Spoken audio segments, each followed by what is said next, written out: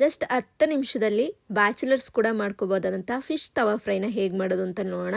ನಾನಿಲ್ಲಿ ಒಂದು ಬೌಲ್ಗೆ ನಾನು ಸ್ವಲ್ಪ ಖಾರದ ಪುಡಿ ಹಾಕೊಳ್ತಾ ಇದ್ದೀನಿ. ಹಾಗೆ ಸ್ವಲ್ಪ ಕಾಳು ಮೆಣಸಿನ ಪುಡಿ 1 ಸ್ಪೂನಷ್ಟು ಹಾಕ್ಕೊಂಡಿದ್ದೀನಿ. ಧನಿಯಾದ ಪುಡಿ 1.5 ಸ್ಪೂನಷ್ಟು ಹಾಕ್ಕೊಂಡಿದ್ದೀನಿ. ಸ್ವಲ್ಪ ಚಿಕನ್ ಮಸಾಲ, ಹಾಗೆ ಕಾರ್ನ್ಫ್ಲೋರು 2 ಸ್ಪೂನಷ್ಟು, ಹಾಗೆ ಅಕ್ಕಿ ಹಿಟ್ಟು ಕೂಡ 2 ಸ್ಪೂನಷ್ಟು ಹಾಕ್ಕೊಂಡಿದ್ದೀನಿ. ಸ್ವಲ್ಪ ಅರಿಶಿನ ಪುಡಿ, ಹಾಗೆ ಸ್ವಲ್ಪ ಶುಂಠಿ ಬೆಳ್ಳುಳ್ಳಿ ಪೇಸ್ಟು, ರುಚಿಗೆ ತಕ್ಕಷ್ಟು ಉಪ್ಪು, ನಿಂಬೆಹಣ್ಣಿನ ರಸ ಹಾಕ್ಕೊಂಡಿದ್ದೀನಿ. 2 ನಿಂಬೆಹಣ್ಣನ್ನ ತೊಗೊಂಡು ಅದರ ರಸ ಮಾತ್ರ ತೊಗೊಂಡು ಹಾಕ್ಕೊಂಡಿದ್ದೀನಿ. ಸ್ವಲ್ಪ ನೀರು, ಈ ರೀತಿ ಸ್ವಲ್ಪನೇ ನೀರು ಹಾಕ್ಕೊಂಡು ಸ್ವಲ್ಪ ಗಟ್ಟಿಯಾಗಿ ಕಲಿಸ್ಕೊಳ್ಳಿ.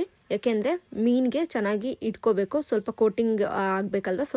ಸ್ವಲ್ಪ ನೀರು ಹಾಕ್ಕೊಂಡು ಮಸಾಲೆನ ಗಟ್ಟಿಯಾಗಿ ಕಲಿಸ್ಕೊಂಡು ನಾವೇನು ಮೀನು ಎತ್ತಿಟ್ಕೊಂಡಿದ್ವಲ್ವ ಅದಕ್ಕೆಲ್ಲನೂ ಕೂಡ ಈ ರೀತಿ ಹಚ್ಕೊಂಡು ಒಂದು ಕಡೆ ಇಟ್ಕೋತಾ ಇದ್ದೀನಿ. ಇದನ್ನು ಮ್ಯಾರಿನೇಟ್ ಮಾಡೋಕ್ಕೆ 1 ಗಂಟೆ ಫ್ರಿಜ್ಜಲ್ಲಿ ಇಟ್ಟರೆ ಚೆನ್ನಾಗಿ ಉಪ್ಪು ಖಾರ ಹಿಡಿದಿರುತ್ತೆ. ಇವಾಗ ಒಂದು ಪ್ಯಾನಲ್ಲಿ ಸ್ವಲ್ಪ ಆಯಿಲ್ನ ಹಾಕಿ ಫಿಶ್ನ ಸೇರಿಸ್ಬಿಟ್ಟು 2 ಕಡೆ ಮಗ್ಚ್ಬಿಟ್ಟು ಬೇಯಿಸ್ಕೊಂಡ್ರೆ ಫಿಶ್ಶು ಬೇಗ ಬೆಂದೋಗ್ಬಿಡುತ್ತೆ.